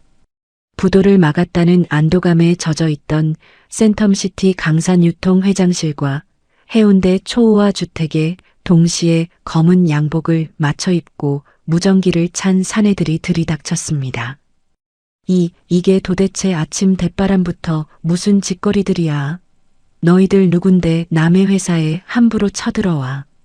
비서들을 밀치고 들어온 사내들을 보며 강병철이 고래고래 소리를 질렀지만 맨 앞에서 걸어 들어온 최 이사는 무심하게 빨간 도장이 찍힌 서류 한 장을 코앞에 들이밀었습니다. 채무 변제 최고 및 기한이익 상실 통보서 그리고 법원 압류 집행문입니다. 귀사 강산유통의 신용 등급이 오늘 새벽부로 투자 부적격 판정을 받고 휴지 조각이 됐습니다. 어젯밤 서명하신 특별계약서 5조에 의거 기한의 이익이 상실되었으므로 즉시 어제 빌려드린 30억 원 원금 및 위약금 전액 즉각 상환을 요구합니다. 뭐라고? 아니 미친 소리 하지 마. 분명히 이자는 비싸도 일주일 뒤에 갚기로 기한을 넉넉히 줬잖아. 계약서 특약 조건 5조를 보시죠. 신용하락시 즉시 회수. 당장 지금 이 자리에서 통장에 현금 30억 꽂으실 돈 없으시죠? 상환 못하시면 법대로 담보물 강제 집행 바로 들어갑니다. 쫙, 쫙, 쫙. 최 이사의 손짓 한 번에 집행관들과 사내들이 회사 집기와 해운대 지방 곳곳, 고급 소파와 대형 TV, 심지어 주방용품에까지 섬뜩한 빨간 압류 딱지를 무자비하게 붙이기 시작했어요. 해운대 자택에 있던 윤미라는 눈을 뒤집으며 한정판 에르메스 가방을 품에 끌어안고 대리석 바닥에 주저앉아 발버둥 쳤습니다. 안 돼. 만지지 마. 이거 다 내 거야. 내 피 같은 가방에 그 더러운 손 대지 마요. 이 날강도 같은 인간들아. 강수아는 잠옷 차림으로 구석에 처박혀 멍하니 선 채 화장이 다 번지도록 벌벌 떨며 눈물만 흘렸어요. 그리고 강준혁은 사시나무 떨듯 부들부들 떨며 급히 핸드폰을 꺼내 들었습니다. 화면 속 카메라가 다은이의 번호를 찾아 전화를 거는 강준혁의 비열한 모습이 잡혔죠. 저는 상황실 모니터를 보며 쥐고 있던 종이컵을 콰직 구겨 쓰레기통에 처박고는 자리에서 벌떡 일어났습니다. 최 이사, 강준혁 저 짐승만도 못한 놈이 움직인다. 궁지에 몰리니 만만한 내 딸부터 물어뜯으려 드는군. 다은이 빌라로 VIP 경호팀 전원 즉시 투입시켜. 그리고 건물 밖에서 대기해. 저놈, 내 딸 근처 반경 1m 안에 한 발짝이라도 들이밀면 다리를 부러뜨려놔. 그날 밤 미치광이가 된 강준혁은 다은이네 빌라 앞 골목차 안에서 독한 소주를 팩제로 들이켜고 있었습니다. 최 이사를 통해 실시간으로 전송되는 차량 내부 영상 속 강준혁의 눈은 실핏줄이 시뻘겋게 터져 광기로 번들거리고 있었어요. 이 지독한 것들, 그 교활한 노인네가 중간에 껴서 일부러 악질 사채업자를 우리한테 붙인 게 틀림없어. 감히 우리 집을 건드려? 당신들도 다 같이 길바닥에 나앉아봐야 정신을 차리지. 가만두지 않겠어. 강준혁은 조수석 글러브 박스를 거칠게 열었습니다. 그 안에서 캠핑용으로 쓰던 날카로운 잭나이프가 가로등 불빛을 받아 서늘하고 기분 나쁘게 번쩍였습니다. 그는 그 흉기를 외투 주머니에 쑤셔 넣고 차 문을 박차고 나섰죠. 최 이사, 놈이 차에서 내렸다. 당장 다은이 집 앞으로 진입해. 제 심장이 미친 듯이 흉곽을 때리며 요동쳤습니다. 치밀한 복수고 뭐고 다 집어치우고 당장 맨발로 뛰어가 맞고 싶었어요. 이 절대절명의 순간 저는 그룹의 회장이 아니라 그저 제 새끼를 지켜야 하는 엄마였습니다. 다은이가 혼자 사는 낡고 좁은 빌라 복도, 센서 등이 수명이 다해 윙윙거리며 켜졌다 꺼지기를 귀신처럼 반복했습니다. 잭나이프를 쥔 강준혁의 그림자가 현관문 앞에 길게 드리워졌어요. 쾅! 쾅! 쾅! 쾅! 문이 부서져라 발로 차는 소리가 빌라를 울렸습니다. 야! 한다은, 문 당장 열어. 너희 엄마가 사채업자들 시켜서 이따위로 장난질 친 거 내가 모를 줄 알아? 다 알아. 안 열어? 문 열라고. 방안 어둠 속에 홀로 웅크리고 있던 다은이는 공포에 질려 비명을 지르며 두 귀를 막았습니다. 하지만 녀석은 예전처럼 벌벌 떨며 이불 속으로 숨어 들어가지 않았어요. 녀석은 파들파들 떨리는 다리로 바닥을 짚고 천천히 아주 굳세게 일어났습니다. 강준혁이 술기운에 미친 힘을 주어 어깨로 현관문을 강하게 밀어붙이자 낡고 녹슨 안전고리가 비명을 지르며 뜯겨나갔습니다. 쾅! 문이 열리며 다은이가 뒤로 거칠게 넘어졌고 본능적으로 뱃속 아기를 보호하려 아랫배를 양팔로 꽉 감싸 안았습니다. 술 냄새를 풍기며 들어온 강준혁은 주머니에서 번뜩이는 잭나이프를 꺼내 들었어요. 다 끝이야. 너도 끝이고 그 뱃속에 든 핏덩이도 싹 다 없어져야 공평하지. 너희 모녀가 우리 집안을 이렇게 박살냈잖아. 그가 칼을 치켜든 바로 그 순간이었습니다. 공포에 질려 눈물만 흘리던 다은이가 갑자기 눈을 부릅뜨고 고개를 번쩍 치켜들었습니다. 녀석은 피가 나는 손바닥으로 바닥을 짚고 용수철처럼 튕겨 일어나더니 미처 피할 새도 없이 다가오는 강준혁의 뺨을 잇는 힘껏 혼신의 힘을 다해 올려붙였습니다. 짝 마이너스. 뺨이 찢어질 듯 경쾌하고 소름 끼치는 파열음이 좁은 방 안의 공기를 갈랐습니다. 입 닥쳐. 이 인간 쓰레기야. 다은이의 목소리는 미세하게 떨리고 있었지만 그 눈빛만큼은 단 한 점의 흔들림도 없이 활활 타오르고 있었습니다. 남 눈치만 보고 순하고 여리기만 했던 내 아이가 뱃속에 품은 제 새끼를 지키기 위해 이빨을 드러내고 포효하는 어미 사자로 각성한 겁니다. 우리 엄마 무식하다고 쓰레기 취급하고 내 뱃속에 너네 핏줄 지우라고 협박한 건 바로 너희 오만한 집안이야. 돈 필요할 때만 사돈 운운하며 뜯어내려다 지들 무덤 파놓고 이제 와서 무슨 재수 없는 피해자인 척. 발광이야? 짐승도 제 새끼 품은 어미는 안 물어. 이 악마 같은 인간아. 강준혁의 두 눈이 수치심과 분노로 허옇게 뒤집혔습니다. 이게 진짜. 그가 칼을 고쳐 쥐고 다은이의 복부를 향해 돌진하려는 찰나였습니다. 와장창 마이너스. 빌라 베란다 창문이 산산조각 깨지며 검은 양복을 입은 그림자들이 들이닥쳤어요. 동시에 뜯겨나간 현관문 쪽에서도 대기하던 정예 경호팀이 우르르 쏟아져 들어왔습니다. 최 이사의 거침없는 나라 차기 한 방이 강준혁의 턱주가리를 정확히 꽂았고 그의 손에서 잭나이프가 허공을 날아 바닥에 쨍그랑 떨어졌습니다. 그는 외마디 비명과 함께 바닥에 고꾸라졌죠. 또각, 또각. 폭력의 현장이 순식간에 정리되고 고요해진 방 안. 차갑고 날카로운 고급 구두 굽소리가 조용하고 묵직하게 방 안으로 울려 퍼졌습니다. 저는 검은색 롱코트를 휘날리며 천천히 아주 여유롭고 우아하게 방 안으로 들어섰어요.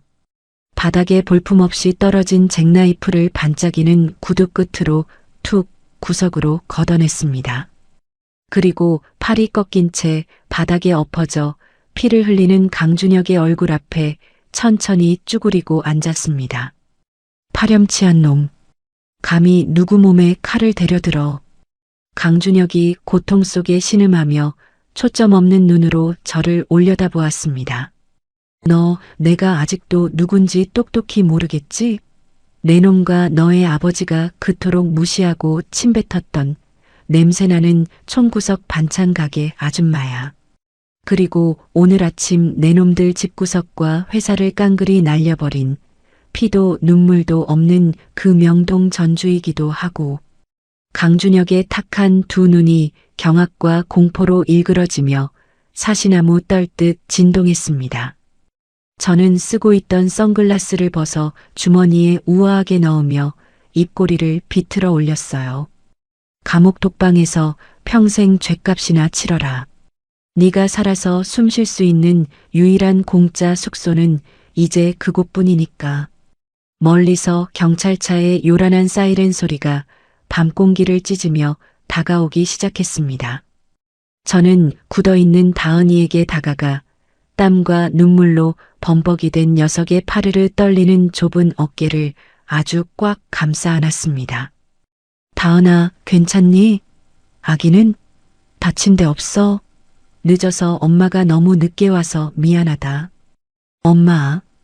다은이는 무장해제된 어린아이처럼 제 품에 푹 안겨 그제야 참았던 뜨거운 오열을 터뜨렸습니다.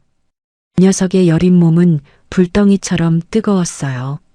저는 녀석의 젖은 등을 토닥이며 천천히 눈을 감았습니다. 이 눈물겨운 순간만큼은 수백억을 주무르는 냉혹한 회장도 복수자도 아니었어요. 세상 모든 위험에서 제 새끼를 품어내는 든든한 방패, 그냥 엄마였습니다. 부산 남부경찰서 형사 강력 1팀 사무실. 밤 11시가 훌쩍 넘은 깊은 시각이었지만 천장의 하얀 형광등 불빛은 대낮처럼 신경질적으로 환하게 켜져 있었습니다. 곳곳에서 취객들의 고성방가와 조서를 꾸미는 타자 두드리는 소리가 어지럽게 뒤섞여 어수선하더군요. 퀴퀴한 땀 냄새와 싸구려 믹스 커피 냄새가 진동하는 그 삭막한 사무실 한쪽 구석. 강준혁이 은빛 수갑을 뒤로 찬 채 벽에 쭈그리고 처박혀 있었습니다. 수백만 원짜리 명품 실크 셔츠는 찢겨 너덜거렸습니다. 그때 뒤늦게 소식을 듣고 헐레벌떡 달려온 강병철과 윤미란이 사무실 유리문을 부서져라 박차고 들어왔습니다. 윤미란은 아들의 몰골을 발견하고는 당장 기절할 듯 비명을 질렀어요. 아, 내 아들 준혁아, 너 얼굴이 이게 무슨 꼴이니? 누가 우리 아들을 이 지경으로 만들어놨어. 강병철은 씩씩거리며 덩치 큰 담당 형사에게 다가가 고급 금방 명함을 위협적으로 들이밀었습니다. 당신들 지금 제정신이야? 감히 강산유통 회장 아들을 수갑을 채워? 당장 서장 튀어나오라고 해. 형사는 코웃음을 치며 강병철의 명함을 탁 밀어냈습니다. 아버님, 지금 여기가 어딘 줄 알고 행패십니까? 여기서 계속 이러시면 공무집행방해로 같이 유치장 들어가십니다. 그리고 아드님, 단순 폭행 아닙니다. 임산부를 상대로 한 흉기 휴대 특수협박, 야간 주거침입, 그리고 자칫하면 살인미수까지 엮일 수 있는 아주 질 나쁜 중범죄 현행범이에요. 흉기, 살인미수, 이 형사 양반이 돌았나? 우리 반듯한 애가 그럴 리가 없어. 필시 저 뱀 같은 여자가 우리 집안 재산 노리고 함정에 빠뜨린 게 분명해. 윤미란이 패악을 부리며 뒤를 돌아보다 안쪽 조사실에서 피해자 조사를 마치고 걸어 나오는 저와 다은이를 발견했습니다. 그녀의 눈이 독이 바짝 오른 것처럼 번뜩였어요. 이 무서운 사람들, 어디서 감히 우리 아들 인생을 망치려 들어? 기어이 내 아들 감옥에 쳐넣어 돈 뜯어낼 작정이야. 저는 뒤로 숨으려는 다은이를 제 넓은 등 뒤로 단단히 가려 숨기고는 천천히 쓰고 있던 선글라스를 벗어내렸습니다. 그리고 날뛰는 윤미란의 눈을 똑바로 아주 차갑게 내려다보며 입꼬리를 비릿하게 비틀어 올렸어요. 누가 누구한테 할 소리를 짓거리는지 모르겠네. 당신들 입에서 나오는 합의니 뭐니 하는 헛소리. 우린 단 1원짜리 한 장도 합의해줄 생각 없으니까 행여나 헛물 켜지 마세요. 당신들 제정신이야. 어차피 돈 뜯어내려고 쇼하는 거 바닥 빤히 다 알아. 우리 준혁이 당장 풀어주고 고소 취하해. 얼마면 돼? 1,000만 원? 아니, 1억 주면 조용히 할래. 강병철이 핏대를 세우며 안주머니에서 악어가죽 지갑을 꺼내 수표 뭉치를 꺼내려 했습니다. 저는 그 가소로운 짓거리를 보며 최 이사에게 가볍게 손짓했습니다. 최 이사가 한 걸음 나서더니 들고 있던 서류 가방에서 두툼한 대형 노란 봉투 하나를 꺼내 강병철의 가슴팍에 툭 던졌어요. 이게 다 뭐야? 강병철이 신경질적으로 봉투를 열었습니다. 봉투 안에서 바닥으로 후두둑 쏟아져 나온 것은 시퍼런 법원 직인이 찍힌 수십 장의 부동산 가압류 결정문과 법인 채권 원부 사본들이었습니다.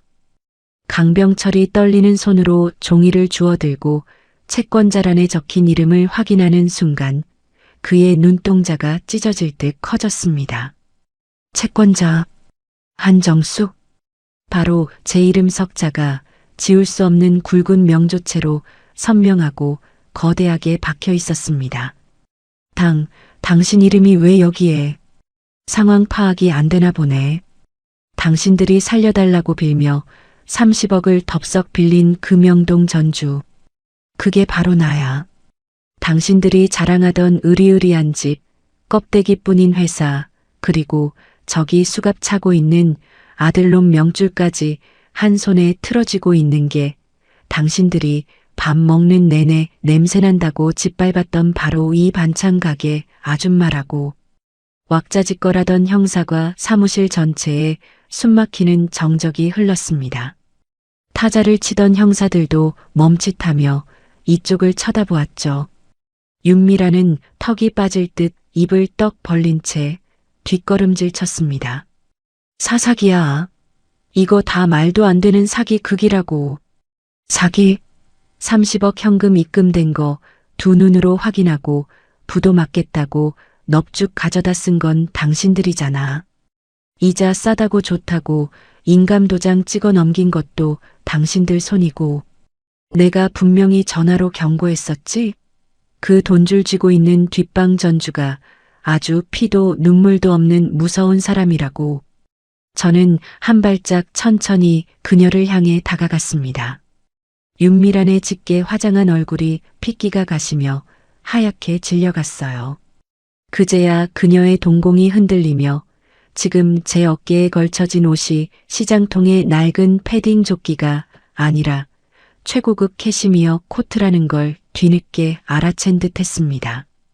저는 품에서 작은 은색 USB 하나를 꺼내 조사를 담당했던 형사의 책상 위에 딸그락 소리가 나게 올려두었습니다. 형사님, 이건 제가 성실한 시민으로서 드리는 작은 보너스입니다. 강산유통 강병철 씨의 이중장부 내역, 수십억대 비자금 조성 및 탈세 증거 자료, 그리고 사모님 윤미란 씨의 법인카드 불법 횡령 자료 다 들어 있습니다.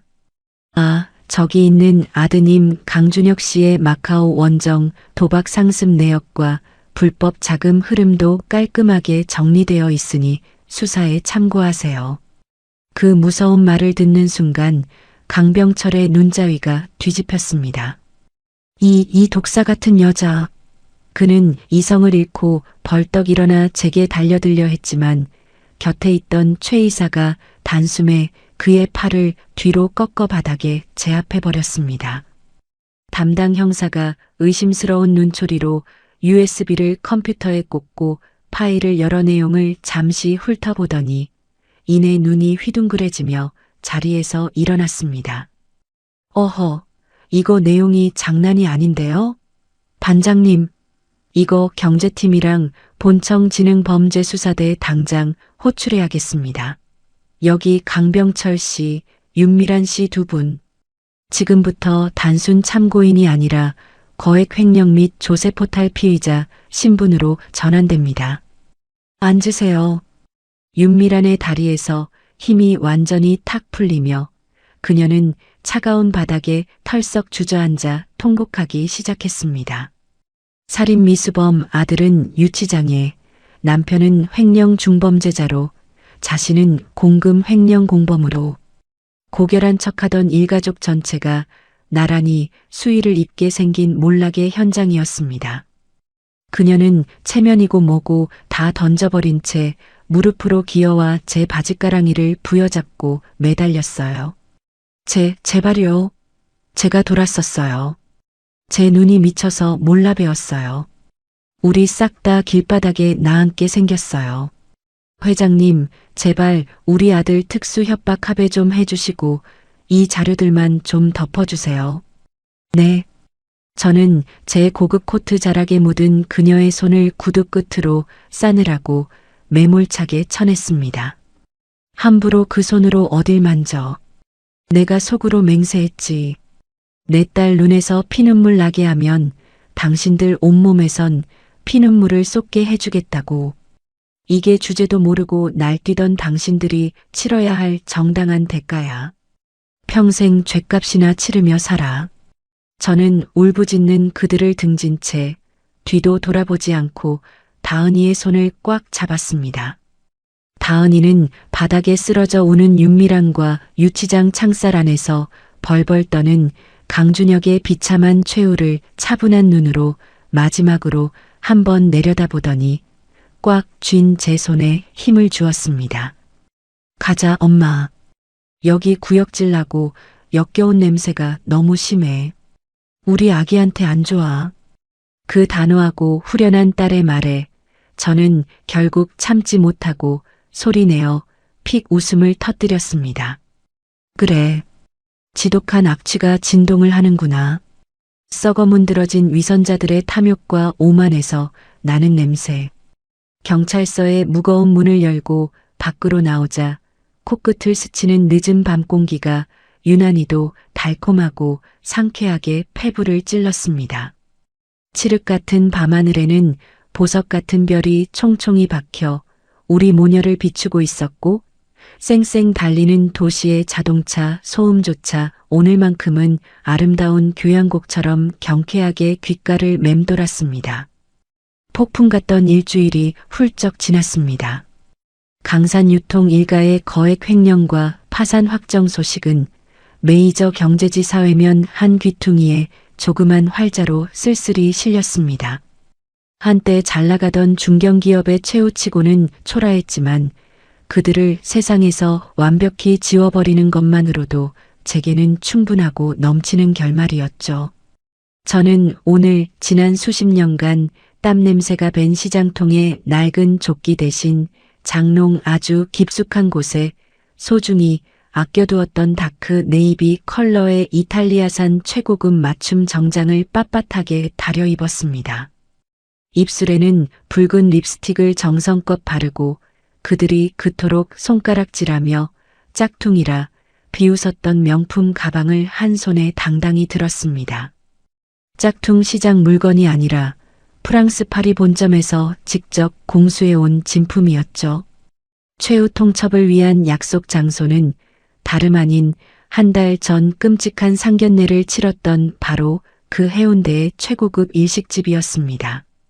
저와 제 소중한 다은이가 바닥끝까지 처참하게 짓밟히고 모욕당했던 바로 그 난초룸이요. 저는 가장 상석에 다리를 꼬고 여유롭게 앉아 향긋한 우롱차를 음미하며 그들을 기다렸습니다. 드르륵. 무거운 미닫이 문이 열리고 고개를 푹 숙인 두 여자가 미끄러져 들어왔습니다. 강병철의 아내 윤미랑과 딸 강수아였어요. 불과 한 달 전만 해도 온몸을 명품으로 휘감고 콧대를 하늘 높이 세우며 오만을 떨던 여자들이었죠. 하지만 지금 제 눈앞에선 그들의 꼴은 정말이지 가관이었습니다. 화장품 살 돈조차 없어 맨 얼굴로 나온 그들의 안색은 누렇게 떠 있었고 미용실은커녕 며칠을 안 씻었는지 머리는 기름에 떡이 져 있었습니다. 입고 있는 옷도 유행 지난 후줄근한 트레이닝복 바람이더군요. 왔으면 쭈뼛거리지 말고 앉아요. 사람 멀뚱히 서 있는 거 딱 질색이니까. 제가 턱끝으로 차가운 바닥의 방석을 가리키자 윤미랑과 강수아가 쥐구멍이라도 숨고 싶은 표정으로 엉거주춤 자리에 앉았습니다. 그들의 시선이 식탁 위를 가득 채운 윤기가 흐르는 최고급 도미찜과 참치회로 향하더니 꿀꺽하고 마른 침을 삼키는 소리가 룸 안에 크게 울렸습니다. 수십억의 빚쟁이로 전락해 집안이 압류당하고 모든 카드가 정지됐으니 일주일 내내 제대로 된 밥 한 끼 못 먹었겠죠. 회 회장님, 제발 우리 모녀 목숨만 좀 살려주세요. 남편이랑 준혁이는 구치소에 수감돼서 재판 기다리고 있고 당장 우리 두 사람 길거리에 쫓겨나 나앉게 생겼어요. 제발 자비 좀 베풀어 주십시오. 강수아도 바들바들 떨며 코를 훌쩍거렸습니다. 저희 오빠랑 아빠가 잘못한 거지. 우린 아무 죄가 없잖아요. 어머님, 제발 살던 집 압류 하나만 묶인 거 풀어주세요. 우리 길거리에 나가면 당장 갈 데가 없단 말이에요. 기가 차서 헛웃음이 나왔습니다. 끝까지 뻔뻔하기 그지없는 족속들이었어요. 자신들이 입으로 지은 그 잔인한 죄업은 쏙 빼놓고 어쭙잖은 눈물을 흘리며 불쌍한 피해자 코스프레를 하다니요. 저는 그들의 애원을 가볍게 무시하고 은젓가락을 들어 김이 모락모락 나는 도미찜의 살점을 크게 떼어 입에 넣고 천천히 씹어 넘겼습니다. 생선 맛이 아주 훌륭하네. 한 달 전 그날은 목구멍이 하도 메고 역겨워서 이게 무슨 맛인지도 몰랐는데 말이야. 회장님 제발요, 우리 좀. 입 다물어.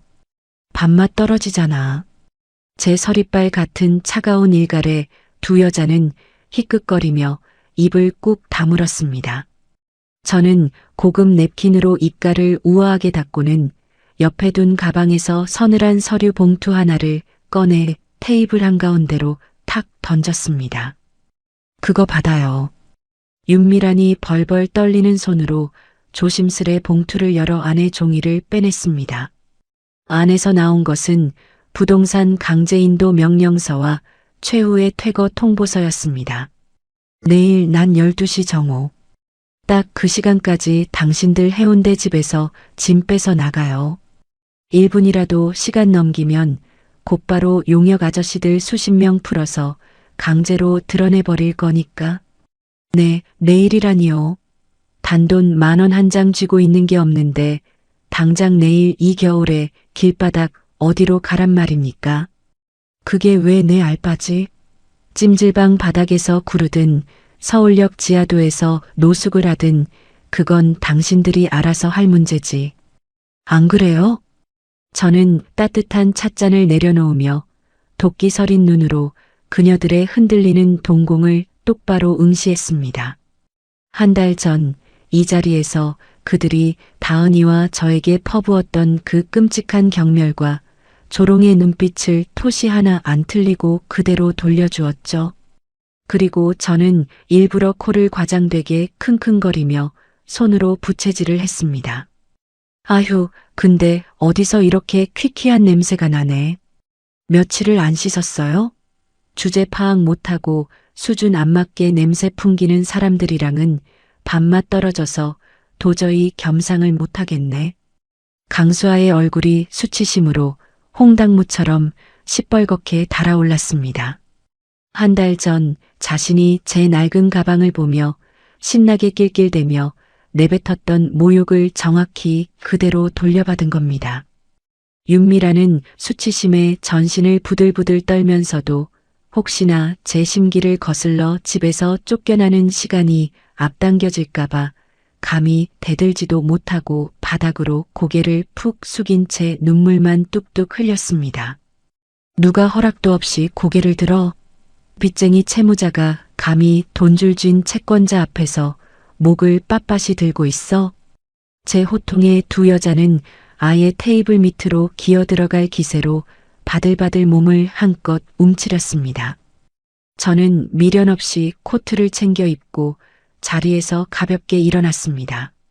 이 상에 차려진 비싼 밥값은 미리 계산해뒀으니 남김없이 다 먹고 가요. 아마 그게 당신들 인생에서 마지막으로 먹어보는 따뜻한 밥일 테니까. 저는 미련 없이 문을 열고 식당을 나섰습니다. 우중충한 일식당 건물을 빠져나와 밖으로 나서자 눈부시고 찬란한 봄 햇살이 제 어깨 위로 따스하게 쏟아져 내렸습니다. 그리고 그 눈부신 햇살 아래 세상 그 어떤 보석보다 더 환하고 아름답게 빛나는 제 목숨 같은 사람이 저를 기다리며 서 있었습니다. 엄마, 제 사랑하는 딸 다은이었습니다. 입덧 지옥이 조금 가라앉았는지 얼굴에 예쁜 혈색이 돌았고 어느새 살짝 볼록하게 굴러온 배를 편안한 원피스로 포근하게 감싸고 있었습니다. 녀석은 종종 걸음으로 달려와 제 팔짱을 아주 꼭 꼈어요. 마무리 잘 끝났어? 별거 있겠니? 그냥 벌벌 떠는 거짓골이지 뭐. 치, 샘통이다. 나랑 우리 아기한테 그리고 무엇보다 우리 엄마한테 한 짓 생각하면 그렇게 쫓겨나는 것도 하나도 안 불쌍해. 다은이는 눈에 띄게 단단해져 있었습니다. 더 이상 세상의 폭력 앞에서 남의 눈치나 보며 벌벌 떠는 아이로 살지 않기로 마음먹은 거예요. 가자, 엄마. 나 배고파. 우리 아기가 옛날에 시장통에서 할머니가 비벼주던 매콤한 비빔국수가 먹고 싶대. 오냐, 그래 가자꾸나. 오늘 우리 시장 가서 제일 등급 좋은 소고기 두툼하게 끊어다가 엄마가 솜씨 발휘해서 입에서 살살 녹는 육전도 붙여주마. 우리는 세상에서 가장 단단한 매듭처럼 서로의 손을 꼭 맞잡고 활기찬 거리를 걸어 나갔습니다. 그 다음 주 햇살 좋은 일요일 오후, 우리 모녀는 과일 바구니를 챙겨 들고 죽은 남편이 조용히 잠들어 있는 교회의 한적한 묘소를 찾았습니다. 바람 한 점 없이 고요하고 평화로운 날이었어요. 잔디 위로 따사로운 봄 햇살이 살포시 내려앉았습니다.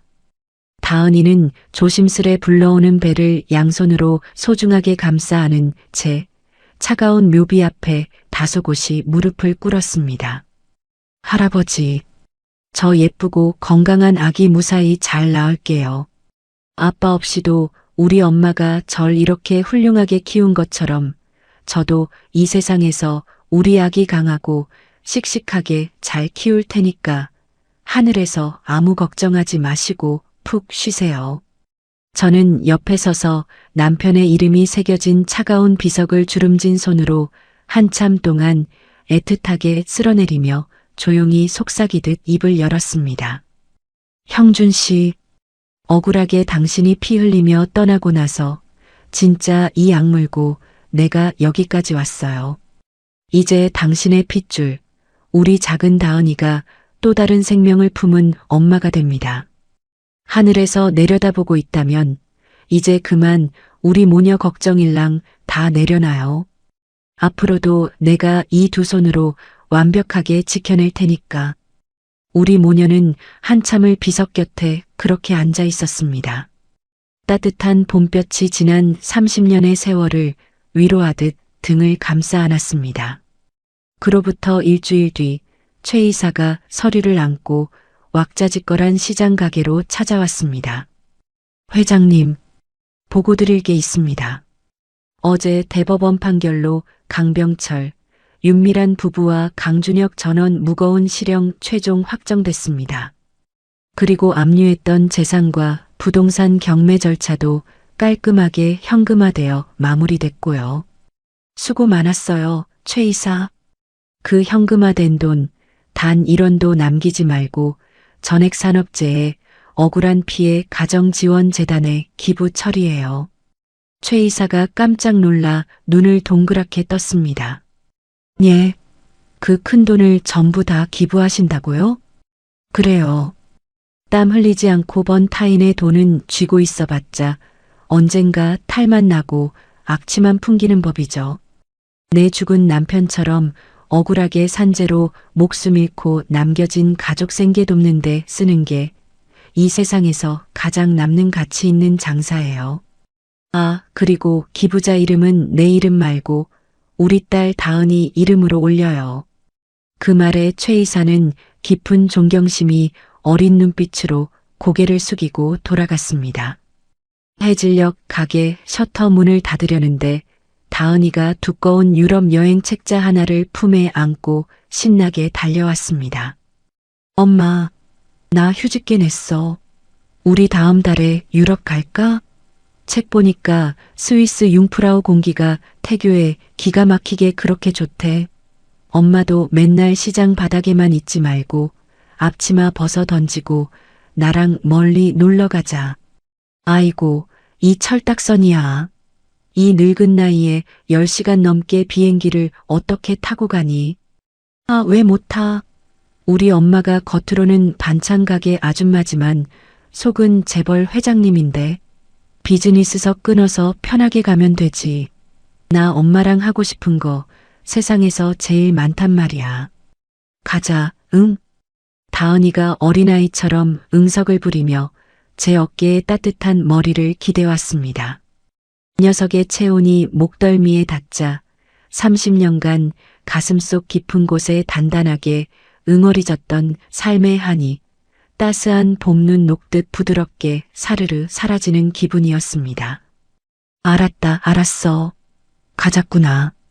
네가 그리 원한다면 알프스 눈밭인지 뭔지 실컷 보고 오자. 진짜? 꺄. 와, 신난다. 사랑해, 엄마. 다은이가 까치발을 들고 제보레 쪽 하고 뽀뽀를 했습니다. 비릿한 해산물 냄새가 맴도는 시장통 골목길 위로 가로등 불빛이 하나둘 따뜻하게 켜지는 저녁.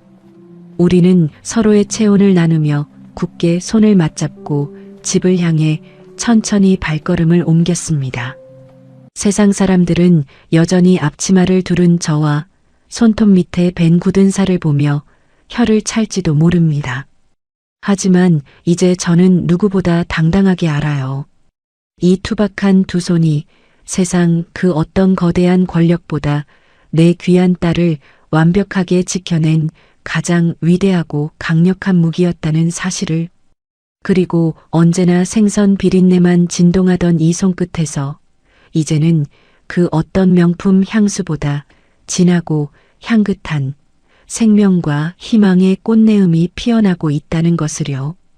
길고 길어 영원할 것만 같았던 겨울이 드디어 물러가고 우리 모녀의 삶에도 마침내 세상에서 가장 눈부신 진짜 봄이 찾아왔습니다.